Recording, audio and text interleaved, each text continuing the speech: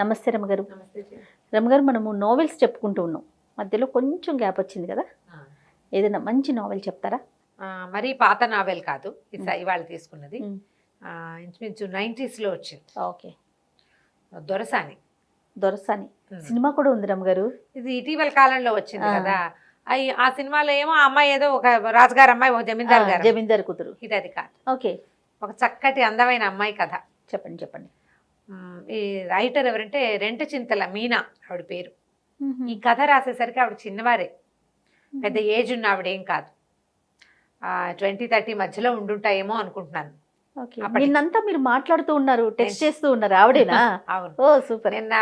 నేను ఒక 5-6 రోజుల క్రితం మెసేజ్ పెట్టా, ఈ నావెల్ చెప్పాలనుకుంటున్నాను, మనసులోని మనసు చేసినట్టుగా చేస్తాను అని. అయితే ఆవిడ వారం నుంచి చూడలేదు. నిన్న నేను ఇక్కడ స్టూడియోలో అన్నారు కదా, చేయండి మీరు ఎలా చేస్తారో నాకు కూడా ఇంట్రెస్టింగ్ గా ఉందని చెప్పారు. అయితే ఈవిడతోటి మాట్లాడడం కుదిరిందనమాట. ఇది స్వాతిలో సీరియల్గా వచ్చింది. వస్తే చివరి ఎపిసోడ్ మిస్ అయ్యా నేను. కథ నాకు నచ్చింది. మామూలుగా మనకి ఒక వివాహ బంధం మీద, వైవాహికమైన వ్యవహారం మీద ఒక నమ్మకం ఉంటుంది.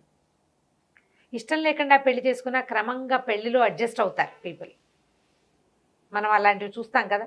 పెళ్లికి ముందు నువ్వంటే నాకు ఇష్టం లేదు, లేదా పెళ్ళి అవ్వగానే కూడా మా అమ్మా నాన్నల బలవంతంతో పెళ్లి చేసుకున్నాము అన్న వాళ్ళు క్రమంగా సంసారంలో పడిపోతే మన చుట్టాల్లో వాళ్ళల్లో కనిపిస్తూ ఉంటారు. అవునవును. అయితే ఈ కథలో ఏంటంటే ఇష్టం లేకుండా ఏదో ఒక తొందరపాటికి లోనే పెళ్లి చేసుకుని అమ్మాయికి నువ్వంటే నాకు ఇష్టం లేదని చెప్పి మెల్లిగా ఆ వివాహ బాంధవ్యానికి లోబడిపోయిన ఒక అబ్బాయి అమ్మాయి కథ. మంచి ఇందులో ఒక చిన్న రొమాంటిక్ ఇది ఉన్నది, కానీ అది గట్టిగా చెప్పబడదు, ఒక సాఫ్ట్గా వెళ్తుందన్నమాట.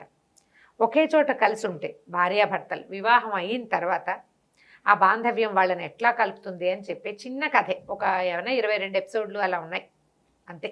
20-22 వారాల కథ, అందుకంటే పెద్దది కాదు. వారం వారం వెయిట్ చేసేదాన్ని బాగా నేను. 90s లో వచ్చింది. రమగారు, ఇప్పటికీ స్వాతిలో ఇలా సిరీస్ వస్తున్నాయా రమగారు? సీరియల్స్ ఇప్పుడు మధుబాబు గారిది కూడా ఏదో నడుస్తుంది ఇప్పుడు, నల్ల త్రాచో ఏదో. ఎక్కడైనా ఓసారి పుస్తకం కనబడితే చూస్తుంటాను నేను. ఇప్పుడు చదవట్లా. అప్పుడు ఏం చేసేదాన్ని అంటే రోజువారీ పుస్తకాలు తెచ్చిచ్చేందుకు ఒక అతను వస్తుండేవాడు. నెలకి ఇంత డబ్బులు కట్టేవాళ్ళం. ప్రతిరోజు వీక్లీ ఏదో ఒక వీక్లీ చతుర, విపుల అవి వచ్చేవి, స్వాతి మంత్లీ వచ్చేది, స్వాతి వీక్లీ, ఆంధ్రజ్యోతి, అప్పుడు పుస్తకాలు ఉండేవి, నవ్య, తర్వాత ఏమో పల్లకి అవి కూడా వచ్చేవి, హాసం అనే ఒక పత్రిక అట్లా వస్తూ ఉండేవి. ఇప్పుడు ఒక 7-8 ఏళ్ళుగా ఆ మనిషి కుదరలేదు. నేను కూడా ఏవేవో రకరకాల వేరే వ్యవహారాల్లో పడిపోయి రెగ్యులర్ వీక్లీలు చదవటంలో. అయితే మీనా గారు కొంతకాలం క్రితం నాకు ఫేస్బుక్లో కలిశారు. నేను ఫేస్బుక్ పెట్టేసరికల్లా ఆవిడ రెస్పాండ్ అయ్యారు, నన్ను చూస్తున్నానని చెప్పారండి. ఇప్పుడు పెద్దగా కథలు అవి రాయట్లేదు, తక్కువ రాస్తున్నారు. రాస్తూ ఉండండి బాగుంటుందని అడిగాను, కానీ తర్వాత పెద్దగా ఆవిడతో నేను మాట్లాడలే. చాలా రోజుల తర్వాత నేను మెసేజ్ పెట్టి ఆవిడకి చేస్తాను. సూపర్ బాగుంటుంది కథ. ఇప్పటికి కూడా దొరుకుతుంది. దొరసాని పేరుతోటి, రెంటచింతల మీనా ఆవిడ పేరు. షూర్గా మీనా రెంటచింతల పేరుతోటి మీరు మనం ఫేస్బుక్లో కూడా వారిని చూడొచ్చు. స్క్రిప్ట్లో ఈ పుస్తకం దొరికింది నాకు. స్క్రిప్ట్ అనే యాప్ ఉంది, అది ఒక 4 రోజులు మనం ట్రై చేయొచ్చు, ఫ్రీ ట్రయల్ ఇస్తాడు. 4 రోజుల తర్వాత మనం బ్యాంక్ అకౌంట్ అని అటాచ్ చేసేయాలి. నెలకి ఇంతని కట్ అవుతుంది. రెగ్యులర్గా ఏవో ఒక నావెల్స్, పుస్తకాలు పాతవి చదివేందుకు ఒక అవకాశం. ఆన్లైన్ చదవటమే, నేను చదువుతున్నా కదా. ఇప్పుడు ఆన్లైన్ చదవటం మీద నాతో డిస్కషన్ పెట్టకండి, నాకు వేరే అవకాశం లేదు, అందుకని అవే. అయితే ఈ స్క్రిప్ట్లో దొరికిన పుస్తకం, ఈ పుస్తకం దొరికాకే నేను వారితో కనెక్ట్ అయ్యాను. ఈ కథ ఏంటంటే జానకి అని ఒక అమ్మాయి. ఈ అమ్మాయి ఇంటీరియర్ డిజైనరు. అమ్మ, నాన్న, తమ్ముడు, నాయనమ్మ మంచి యాక్టివ్గా ఉంటారు. ఆవిడ బాగా ఈ పిల్లని అన్ని రకాలుగా చక్కగా చూసుకుంటారు. కథా ప్రారంభం మనకి ఎట్లా కనపడుతుందంటే, జానకి విహారీ భార్యాభర్తలు. విహారీకి GMగా ప్రమోషన్ వస్తుంది. ఇంటికి వెళ్తాడు.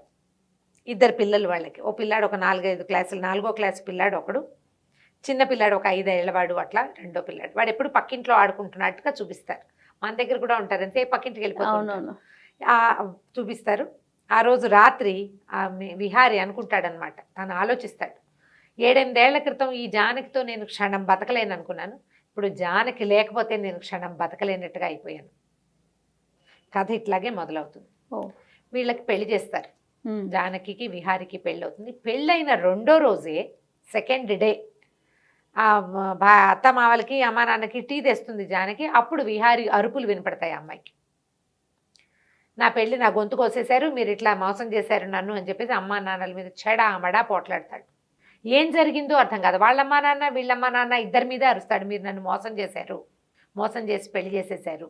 ఆ అమ్మాయి అప్పుడే వచ్చేసరికల్లా అతనికి ఏం చేయాలో అర్థం కాదు. ఈ అమ్మాయిని ఏమంటాడంటే, చీ నీ మొహం నేను చూడను, నువ్వంటే నాకు పరమసహ్యం అంటాడు. పిల్ల బిక్క చచ్చిపోతుంది, ఏం చేయాలో అర్థం కాదు, అసలు ఏం జరిగిందో తెలియదు. అతను వెళ్ళిపోయాక వాళ్ళమ్మా నాన్న వీళ్ళమ్మా నాన్న ఇద్దరు అమ్మాయికి చెప్తారు. వీళ్ళమ్మా నాన్న కూడా తెలుసు ఇతనికి ఇంతకు ముందే ఒక అమ్మాయితో ప్రేమ వ్యవహారం ఉంది, కళ్యాణి ఆ అమ్మాయి పేరు.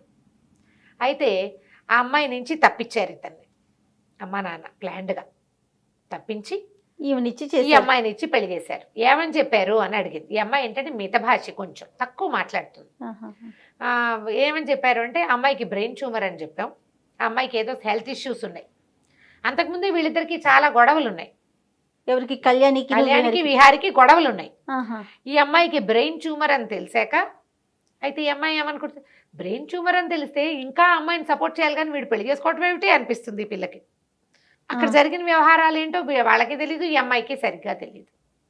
అక్కడి నుంచి వాడు గట్టి గట్టిగా అరిచాడు కదా, నువ్వంటే నాకు అసహ్యం, నీ మొహం నేను జన్మలో చూడను అన్నాడు.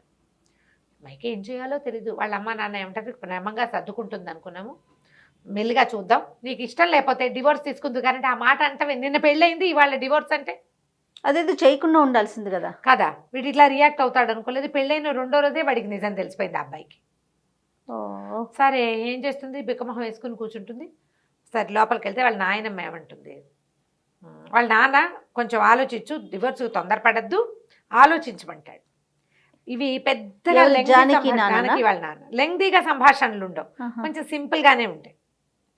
ఆలోచించు, నిదానంగా చూద్దాం, కొంచెం టైం తీసుకుందాం, డివోర్స్ తీసుకోవచ్చు కానీ దానికి తొందరపడటం ఎందుకు, ఇప్పుడే నేనే కదా పెళ్ళైంది, కొంచెం సమయం ఇస్తే ఇవన్నీ సర్దుబాటు కావచ్చు. మాకు తెలుసు విహారి చక్కటి వాడు, మంచి ఉద్యోగం, అమ్మ నాన్న చాలా మంచివాళ్ళు, ఒక్కడే కొడుకు, వాళ్ళు కూడా నీతో బాగా ఉంటారు, నీకు లైఫ్ బాగుంటుందని చేసాం. ఆ ఒకటేదో ఆ మాత్రం స్నేహాలు ప్రేమలు లేని వాళ్ళు ఎవరు ఈ రోజుల్లో. బాగుంది కదా ఆలోచన, బాగుంది. సరే అక్కడి నుంచి నాయనమ్మ ఏమంటుంది, నాయనమ్మ ఏదో సర్ది చెప్పడానికి ట్రై చేస్తుంది. ఏమంటుందంటే, మేము క్లబ్కి వెళ్తే, ఆవిడ ఒక క్లబ్కి వెళ్తుంటారు, యూత్ క్లబ్, క్లబ్కి రమ్మంటుంది. నేను ఎందుకు రావాలి, నేను రాను, అయినా యూత్ అని పేరు పెట్టుకుని నిన్నెందుకు చేర్చుకున్నారు వాళ్ళంటే, అక్కడ రవి నిన్ను అడుగుతున్నాడు రమ్మంటుంది. ఆ రవి అనేవాడికి ప్రపోజ్ చేస్తారు నాయనమ్మ. అతను చెస్ బాగా ఆడతాడు ఆవిడతోటి. ఈవిడేమో అమ్మాయి ఏమందంటే, అమ్మ నీకు నచ్చేది ఏమైనా ఉందా, రవి నీతో చెస్ ఆడతాడు కాబట్టి నన్ను ఇచ్చి పెళ్లి చేయాలనుకుంటున్నావు అంతే కదండి, మరి నువ్వు విజయ్ని ఎందుకు చేసుకోవాలనుకున్నావు అని అడుగుతుంది. ఈ అమ్మాయి జీవితంలో కూడా ఒక అబ్బాయి ఉన్నాడు. ఆ అబ్బాయితోటి అమ్మాయికి ఒక సమస్య, అందుకని వదిలిపెట్టేసింది. ఇవి జరుగుతాయి కదా, ఫ్రెండ్స్ ఉంటారు, పెళ్లిళ్ళ మాటలు వస్తాయి, వాళ్ళతోటి పడలేమనుకుని మానేసుకుంటారు. చూడక్కర్లేదు, ఇప్పుడు అసలు చూడాలా, ఇది వరకు కూడా చూసేవాళ్ళు కాదు, ఎవరికి వాళ్ళు డిసైడ్ చేసుకోవచ్చు, అదేం పెద్ద వ్యవహారంగా ఏమి నడిచేది కాదు. ఈవిడేమందంటే, కాదు నువ్వు ఎందుకు ఆలోచించవు దీని మీద, ఒకడేమో నీకు క్లాస్ పీకుతాడు ఆ విజయ్ అన్నవాడు, వీడేమో నీ మీద అరిచాడు, వీళ్ళిద్దరెవరు నీకు నో చెప్పడానికి, నువ్వు కదా నో చెప్పాల్సింది. ఇంత అత్యద్భుతమైన అమ్మాయిని పోగొట్టుకున్నావని ఏడవాలి వాళ్ళు, అది చెయ్యాలి నువ్వు అంటే, దానా దీనా విడాకులు తీసుకోవద్దు అని చెప్తోంది నాయనమ్మ స్మూత్గా. అక్కడి నుంచి అమ్మాయి ఏదో కొద్దిగా కొట్టుకున్నారు, పోట్లాడుకున్నారు. కొద్ది రోజులు గడిచిపోయిన తర్వాత ఈ అమ్మాయి అతని దగ్గరికి వెళ్ళిపోతుంది. వీళ్ళు ఉండేది విజయవాడలో, హైదరాబాద్ వెళ్ళింది. వెళ్ళేసరికల్లా విహారీ దగ్గరికి పంపించారు. కాపురానికి వెళ్ళింది, ఎందుకు వెళ్ళిందో చెప్తుంది. వెళ్ళింది, వాళ్ళ అమ్మ నాన్న నువ్వు మనసులో పెట్టుకోకు, ఏడవకు, ఏదైనా ఇబ్బందిగా ఉంటే వచ్చేసేయి, నువ్వు బాధపడద్దు అని ఎట్లా కొట్లా బతిమలాడి అమ్మాయిని ట్రైన్ ఎక్కించారు. ఎక్కింది, వెళ్ళింది. వెళ్ళేసరికల్లా అతను ఇంట్లో లేడు, తాళం వేస్తుంది. ఇల్లంతా చాలా బాగుంది, చక్కగా క్యూట్గా ఉన్న డూప్లెక్స్ ఇల్లు, మొక్కలకు నీళ్ళు అవి పోయిట్లా, మిగిలిందంతా బాగుంది. ఆవిడ కూర్చుని ఉంటుంది సామాన్లన్నీ పట్టుకుని. ఓ అమ్మాయి వేస్తుంది చక్కగా పోనీ టైల్ చేసుకుని. అప్పుడు ఈ అమ్మాయికి తెలుస్తుంది అనమాట, విజయ్ అని ఈ అమ్మాయికి ఒక ఫ్రెండ్ ఉన్నాడు మన జానకి. అతను ఏం చేసేవాడు, ఈ అమ్మాయి ఏంటంటే కొంచెం పాతకాలం పద్ధతిలో లూజ్గా పెద్ద పెద్దగా ఉండేటువంటి చుడిదార్లు వేసుకునేది. ఫ్రెండ్షిప్ అయిన కొత్తల్లో బాగానే ఉండి క్రమంగా ఈ డ్రెస్సింగ్ స్టైల్ మార్చుకో, మంచి చక్కగా బట్టలు వేసుకో, లేటెస్ట్ ట్రెండీగా ఉండు, ఐబ్రోస్ ప్లక్ చేసుకో, మస్కారా వేసుకో, జుట్టు ఇంత బారెడి జడ, ఆ జడ కత్తిరించుకుని స్టైలిష్గా చేసుకోమని చెప్పేవాడు అతను. అప్పుడు జానకి ఉండదు అనుకునేది అమ్మాయి, దిస్ ఈజ్ మీ, దీంట్లో నుంచి మారకూడదు, ఎవరి కోసమైనా మారాలా మనం? ఆ. ఈ కథలో నాకు అండర్ కరెంట్ 90s నన్ను అట్రాక్ట్ చేసింది, ఇప్పటికీ నాకు నచ్చిన పాయింట్ అది. నీలాగా నువ్వు ఉండటానికి నువ్వెవరినైనా ఎందుకు ఇంప్రెస్ చేయాలి? నిన్ను చూసి ఇంప్రెస్ అవ్వాలి. వాళ్ళ ఇంప్రెషన్ కోసం నువ్వెందుకు మారాలి? నీకు నచ్చింది నువ్వు చెయ్యి. త్రూ అవుట్ ద స్టోరీ అది నడుస్తూ ఉంటుంది. నేను నాలాగా ఉంటా, లూజ్ లంగడా బట్టలు వేసుకోవటం, లూజ్గా ఉండే డ్రెస్ వేసుకోవటం, పెద్ద బారెడ్ జడ వేసుకోవటం, పెద్ద బొట్టు పెట్టుకోవటం, ఐబ్రోస్ షేపు గీపు చేసుకోకుండా చక్కగా కళ్ళ నిండా కాటికి పెట్టుకుని పెద్ద జడ వేసుకుని పువ్వులు పెట్టుకోవడం అమ్మాయి స్టైల్. వీడికి అమ్మాయి నచ్చింది, కానీ అమ్మాయి స్టైల్ తనకు కావాల్సినట్టుగా మార్చేయాలని చూస్తాడు విజయ్. వాడిని భరించలేను అనుకుని ఈ అమ్మాయి ఆత్మాభిమానం పైకి లేచి వదిలేస్తుంది అతను. ఈ అమ్మాయిని కళ్యాణి వస్తుంది అక్కడికి. ఇది గుర్తొస్తుంది అనమాట. విజయ్కి ఎట్లా కావాలో అలా ఉంది కళ్యాణి. చక్కగా షార్ట్ హెయిర్, పోనీ టైలు, చక్కగా మంచి మాస్కారా, ఐ లాషెస్కి చక్కగా బాగా చక్కగా నీట్గా చేసిన మస్కారా వేసుకుని ఫిగర్ హగ్గింగ్ టైప్ డ్రెస్ వేసుకుని కనపడుతుంది. అబ్బో విహార్ ఏదో చెప్పాడు, మీరు భలే అందంగా ఉన్నారంటుంది. జానకి చాలా అందమైంది, కానీ కొంచెం పాతకాలం పద్ధతిలో ఉంటుంది. అమ్మాయి చీర జడ అవన్నీ కూడా కాస్త కన్జర్వేటివ్ మోడ్లో ఉంటాయి. సరే ఏం చేస్తుంది, కాసేపు చూసి విహార్ ఇప్పట్లో రాడు అని ఆలోచించి, మీరు రావడం అసలు ఇష్టం లేదు నాకు అని చెప్పి తాళం తీసి బ్యాగ్లో పర్సులో నుంచి తాళం ఉంటుంది. విహారి ఇంటి తాళం కళ్యాణి దగ్గర ఉంది. ఓ తాళం తీస్తుంది, లోపలికి వెళ్ళండి అంటే తీసుకొస్తుంది. తీసుకొచ్చి పైకి తీసుకెళ్తుంది. ఒక పెద్ద బెడ్రూమ్, పక్కన ఒక గెస్ట్ రూమ్ ఉంటుంది. ఇల్లు చక్కగా ఉంటుంది, డూప్లెక్స్ ఇల్లు. ఈ రూమ్లో సామాన్లు పెట్టుకోమంటుంది. గెస్ట్ రూమ్లో పెట్టుకోవాలి. భార్య కాసేపు ఉంది, పైన కంపెనీ ఇచ్చింది. విహార్ వచ్చాడని పరిగెత్తుకుంటూ కిందకి వెళ్తుంది కళ్యాణి. పైకి అతన్ని పైకి వచ్చి ఎందుకు వచ్చావు అని పోట్లాడతాడు. నువ్వు ఎందుకు వచ్చావు, నీకు నాకు సంబంధం లేదని చెప్పేసా కదా, నీ మొహం నాకు గిట్టదని చెప్పే కదా, ఎందుకు వచ్చావు అంటాడు. నేను వచ్చాను, నా అంతటి నేను వచ్చాను, నా అంతటి నేను వెళ్ళేదాకా నేను ఇక్కడే ఉంటానని చెప్పేస్తుంది. వాళ్ళను నేను నీ భార్యని, నా పని మీద వచ్చాను, నువ్వు పిలిస్తే రాలా, ఇప్పుడు ఇప్పటిదాకా మీదే ఇల్లు, నేను నీతో నా పెళ్ళి సేఫ్గా ఉన్ననాళ్ళు ఇది నా ఇల్లు కూడా వెళ్ళంటుంది. అతను కాస్త ఆ కళ్యాణితో కలిసి బండి మీద వెళ్ళిపోతాడు. ఈ అమ్మాయి ఇల్లు వాకిలి కొంచెం చూసుకుని చక్కగా ఇల్లు బాగుంది, అమ్మాయికి శుభ్రాలు బాగా పని చేసుకుంటుంది, ఎంతసేపు పని చేస్తుంది. మొక్కల్లో నీళ్ళు పోసుకోవటం, అన్నీ నీట్గా సర్దటం, పని దులుపుకోవటం, ఆ గోల్ చాలా ఎక్కువ. స్టార్టింగ్ నుంచి చివరి దాకా చూపిస్తూనే ఉంటారు అది కథలో. అమ్మాయి పని చేస్తుంది అని అంతా చూసుకుంటుంది. తిండికి ఏముందో చూసుకుని ఏదో బ్రెడ్ పెట్టుకుని తింటుంది, పైకి వెళ్ళి పడుకుంటుంది. చీకటి పడ్డాక రాత్రి అయ్యాక అతను వస్తాడు, ఏదో వండుతాడు, కిందకు వచ్చి చూస్తుంది, కంచం పడేస్తాడు తినమని. అమ్మాయి ఉంది కదా మరి, ఏ పెద్దగా తిందు, పడుకుంటుంది. ఒక రోజు గడుస్తుంది, 2 రోజులు గడుస్తాయి. ఈ అమ్మాయి ఎందుకు వచ్చింది, ట్రాన్స్ఫర్ అయిపోయింది. ఈ అమ్మాయి ఏం చేసింది, పెళ్లి కుదిరిపోయింది, పెళ్ళి అయిపోతుంది కదా అని హైదరాబాద్ ట్రాన్స్ఫర్ పెట్టుకుంది. వాళ్ళ కంపెనీ ఇక్కడ ఉంది, అక్కడ బ్రాంచ్లో పనిచేసేది, ఉద్యోగం చేసే అమ్మాయినా. మరి అమ్మాయి ఫ్యాషన్ డిజైన్, అదే ఏమంటారు దాన్ని, ఇంటీరియర్ డిజైనర్. ఓకే, ఆర్కిటెక్చర్ చదువు ఉంటుంది బహుశా, డిజైనింగ్ చేస్తుంది ఇళ్ళు. ఇక్కడ బ్రాంచ్లో చేరాలి. ఇంకా సెలవు ఉంది, సెలవు అయ్యాక ఈ లోపల అలవాటు అవుతుంది, కాస్త ఇంట్లో ఉండి అలవాటు చేసుకుని ఆఫీస్కి వెళ్ళాలి. సరే ఇంకేం చేస్తాడు, భార్య వచ్చేసింది. ఈ లోపల ఏమవుతుంది, ఇతను ఒక కెమికల్ కంపెనీలో పనిచేస్తాడు, చాలా మంచి పోస్టులోనే ఉంటాడు. అయితే మేనేజర్ ఆయన ఎండి పిలుస్తాడు, మీ ఆవిడ వచ్చింది కదా, నువ్వు పెళ్ళాన్ని మా ఇంటికి తీసుకురమ్మంటాడు భోజనాన్ని. ఆయన రాఘవరత్న ఆయన పేరు. ఆయన భార్య కుమారుడు ఉంటారు, కూతురు కూడా ఉంది, కూతురుని చూపించారు కథలో. భోజనానికి తీసుకురమ్మంటే సరే ఏం చేస్తాడు మరి, ఈ అమ్మాయి పెళ్ళయింది, ఈ అమ్మాయి వచ్చింది, అవన్నీ ఆయనకు తెలుసు. సరే వాళ్ళ ఇంటికి తీసుకెళ్తాడు, అడుగుతాడు రమ్మ వస్తావా అని. సరే చక్కగా తయారవుతుంది. ఆ అమ్మాయి ఉంది, పట్టు చీర కట్టుకోవటం అవన్నీ స్టైల్. నేను ఫ్యాషన్ పరేడ్కి వచ్చినట్టు వస్తున్నావు, అలా కాదంటాడు. మరి ఇప్పుడు చీర మార్చుకోవాలంటే టైం లేదు. వాళ్ళ ఇంటికి తీసుకెళ్తాడు. ఇంటికి తీసుకెళ్లేసరికి అలా వాళ్ళు విపరీతంగా ఇంప్రెస్ అవుతారు. అమ్మాయితోటి ప్రేమలో పడకుండా ఎవరూ ఉండలేరు. అమ్మాయి మనిషి ఎట్లాంటిది, పైగా మృదుభాషి, తక్కువ మాట్లాడుతుంది, ప్రశ్నకి చక్కగా సమాధానం చెప్తుంది, నిదానంగా ఆన్సర్ చేస్తుంది, అందంగా ఉంటుంది. నువ్వు పెద్ద పెద్ద కళ్ళు, కళ్ళ నిండా కాటుక, చక్కటి ముఖం, చక్కగా జడ, మంచి పట్టు చీర, కుదురుగా కుందర బొమ్మలా ఉంటే ఎవరికైనా నచ్చుతుంది కదా, గీసి పెట్టిన బొమ్మలాగా ఉంటుంది. వీళ్ళకు ఒక అబ్బాయి ఉంటాడు, ఆ రాఘవరత్నకి, గౌతమ్. ఆ అబ్బాయి కళ్ళు అంటుకుపోతాయి ఈ అమ్మాయి మీద. వీళ్ళకి తెలుసు కళ్యాణితో వీడి లవ్ స్టోరీ, 2 ఏళ్ల పాటు వాళ్ళు కలిసి తిరిగింది. కళ్యాణ్ని వదిలేసి ఈ అబ్బాయి, ఈ విహారీ జానకిని పెళ్లి చేసుకున్నది వాళ్ళకి తెలుసు. ఆ జానకి పేరు వాళ్ళకి చాలా నచ్చుతుంది. పైగా అమ్మాయి ఇంట్లో ఉన్న సామాన్లన్నీ పక్కగా ఏవేవి ఎక్కడైనా ఉన్నాయి అంటే డిజైనర్ కదా. అప్పుడు అతను చెప్తాడు, ఈ అమ్మాయి డిజైనర్ అనేసరికి వాళ్ళకి ఇంకా ఎంత నిదానంగా కన్జర్వేటివ్గా ఉన్న అమ్మాయి ఫ్యాషన్ డిజైనర్ అనుకోండి, ఇంటీరియర్ డిజైనర్ అంటే వాళ్ళు ఇంకా స్టైలిష్గా ఉండాలి. కన్జర్వేటివ్గా ఉన్న అమ్మాయి, ఆ అమ్మాయి చేసే వర్క్, ఇవి రెండు వాళ్ళని ఆకర్షిస్తాయి. అక్కడి నుంచి కొద్ది రోజులు ఇట్లా గడుస్తుంది.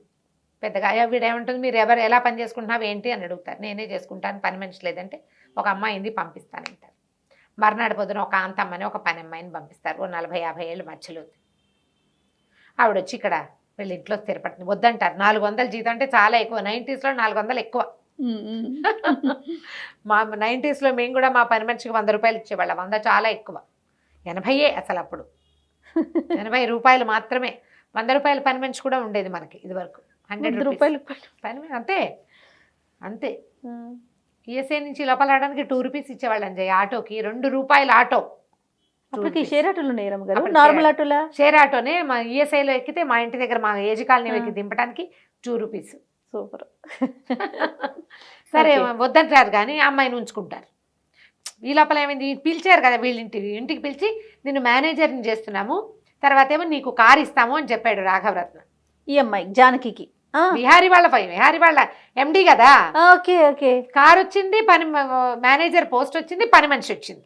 ఓహో. ఏమంటుంది, ఇప్పుడు పని మనిషిని వద్దన్నామనుకో బాగుండదు కదా. మీ ఓనర్ పంపించింది కారు, ఎండి పంపించింది పని మనిషి కదా అని పని అమ్మాయిని ఉంచుకుంటారు. నేను రేపొద్దున వెళ్ళిపోతా, అప్పుడు నీకు ఇంట్లో ఉంటుంది తోడు. ఈ అమ్మాయి వెళ్ళిపోతుందని ఫిక్సే ఇద్దరు. ఓకే సరే అక్కడి నుంచి కాంతమ్మ మెల్లిగా అమ్మాలి. ఇప్పుడు ఈ అమ్మాయి అయిందనుకో వీళ్ళిద్దరు చెరో గదిలో ఉంటారు అనే సంగతి తెలిసిపోతుంది. జానకి కరెక్ట్గా క్రాప్ చేసినట్టుగా ఉండే మనస్తత్వం. ఆ అమ్మాయి కట్ చేసేస్తుంది. నీకు అక్కర్లేదు అని చెప్పగలదు పని మనిషికి.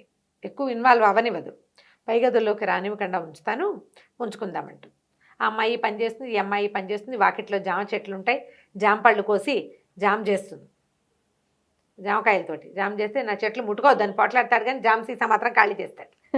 అతను ఈ అమ్మాయి ప్రజెన్స్కి అలవాటు పడతాడు. ఈ అమ్మాయి అతి నీట్గా ఉండే మనిషి. ఇల్లు శుభ్రం చేస్తుంది బాగా. ఇంట్లో ఒక ప్రత్యేకమైన వెలుగు, పక్కలు శుభ్రంగా ఉండటం, ఇల్లు ఎప్పుడు నీట్గా. ఆ డిఫరెన్స్ తెలిసిన ఇంట్లో రాగానే ఒక ప్రశాంతంగా అవుతుంది. క్రమంగా ఈ కళ్యాణికి తెలుస్తూ ఉంటుంది ఇతను ఈ అమ్మాయికి అలవాటు పడిపోతున్నాడు అని.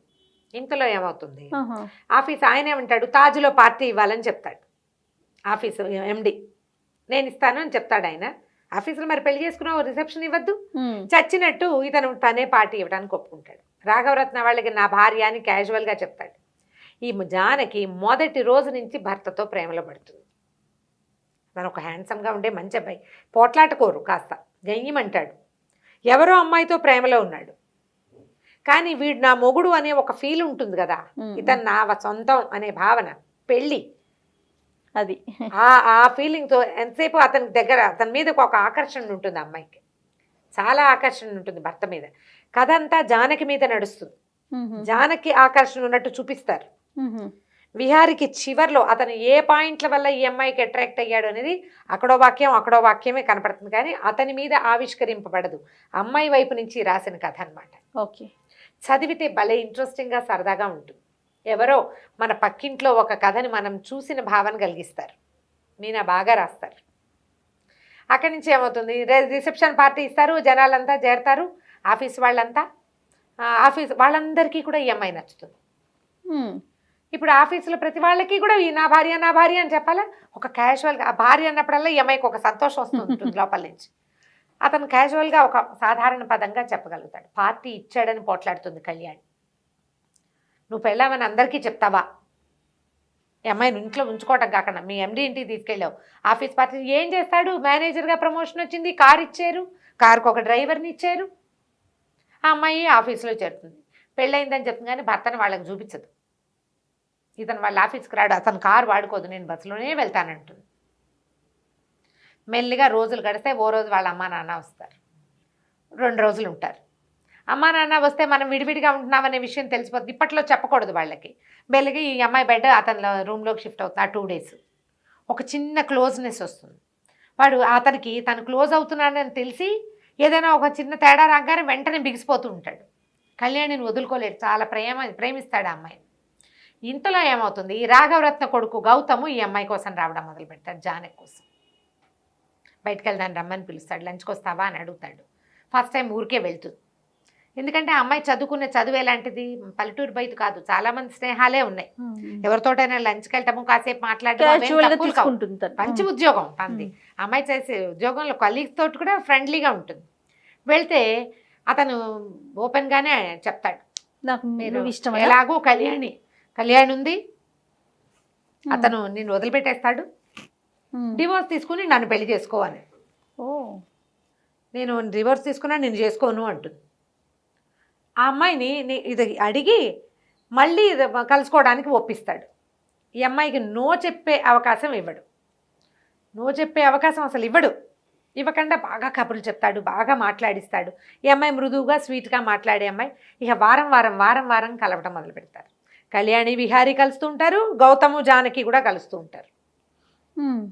కొద్ది రోజులకి ఇతనికి విహారీకి తెలుస్తుంది జానకి గౌతమ్ తోటి బాగా తిరుగుతోంది బయటికి.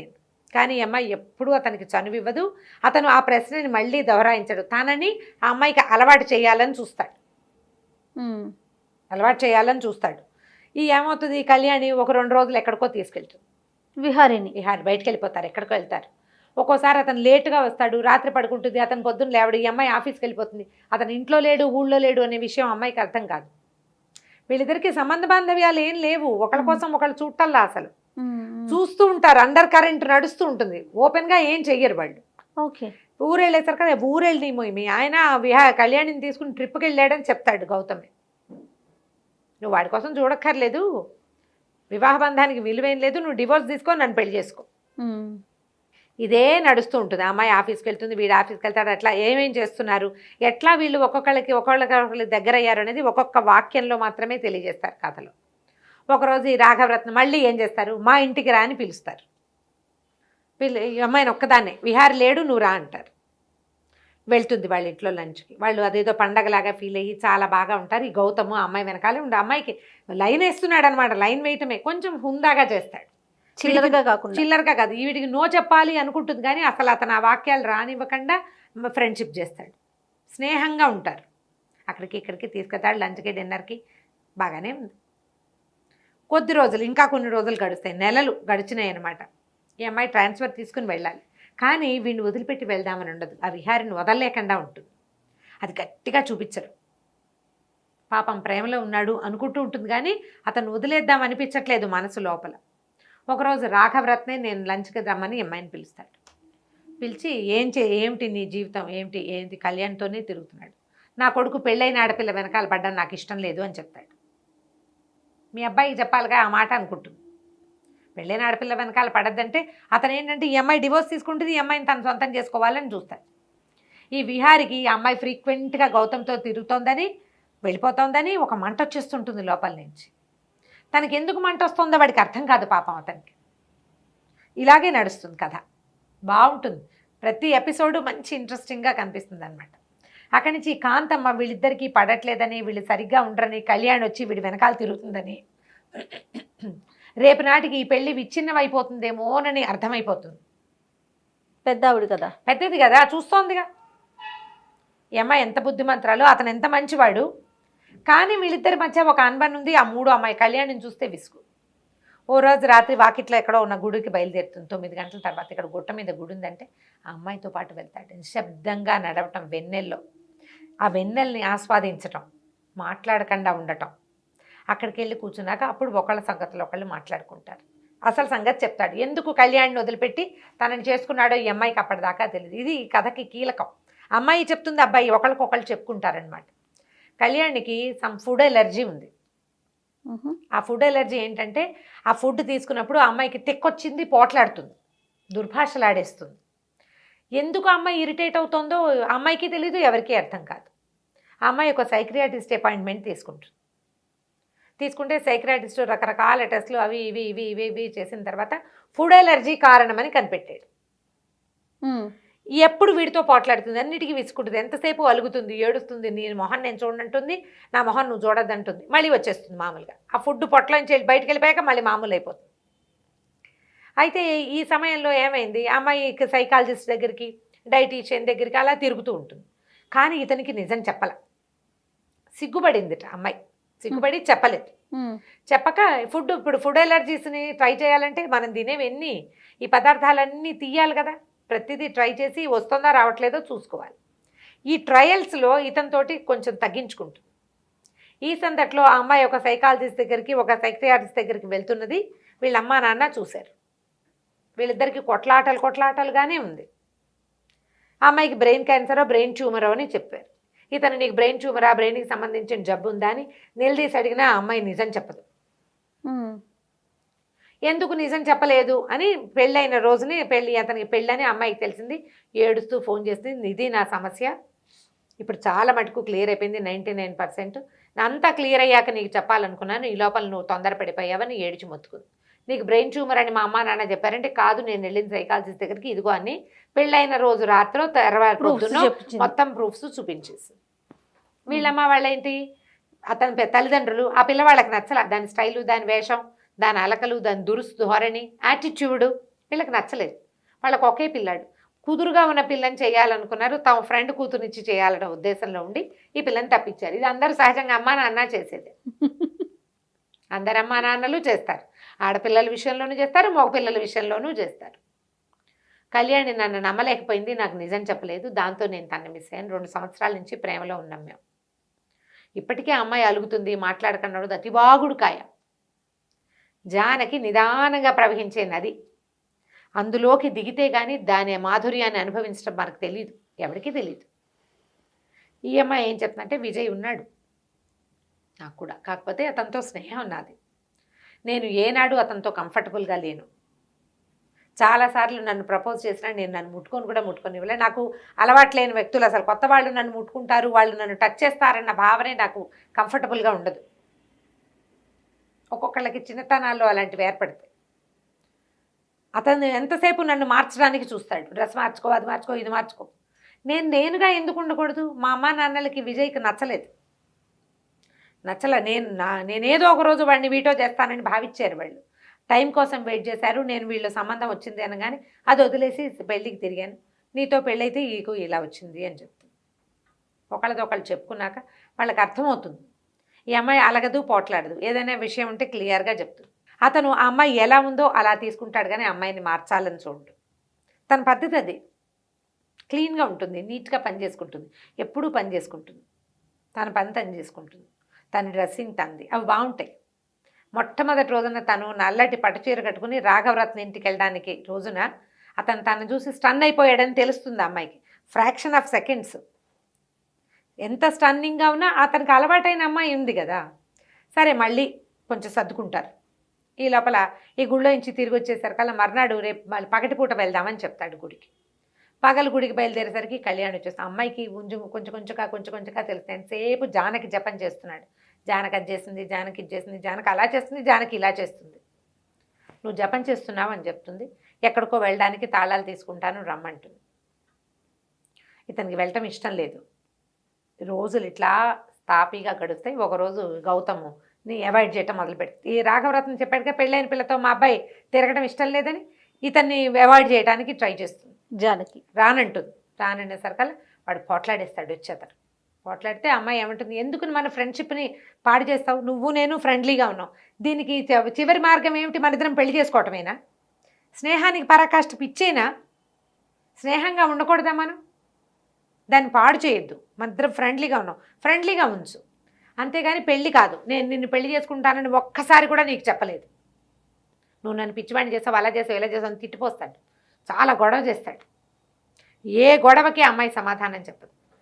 ఒకవేళ విహారికి విడాకులు ఇచ్చిన నిన్ను నేను చేసుకోను అని చెప్పు, నేను పెళ్లి చేసుకోను, అసలు నాకు ఆ ఉద్దేశం లేదు, ఇస్తానా ఇవ్వనా అనేది నా స్వవిషయం, నీకేం తెలుసు, విహారి తిరుగుతున్నాడు, విహారి తిరిగినా సరే నేను విడాకులు తీసుకుంటానో తీసుకోనో కూడా నా స్వవిషయం, అందులో నీకు సంబంధం లేదు, నువ్వు నన్ను పిచ్చివాడిని చేసావు, నీ వెనకాల తిప్పుకున్నావు, వాడికి కుళ్ళు తెప్పించడానికి నువ్వు నాతో తిరిగేవంటాడు.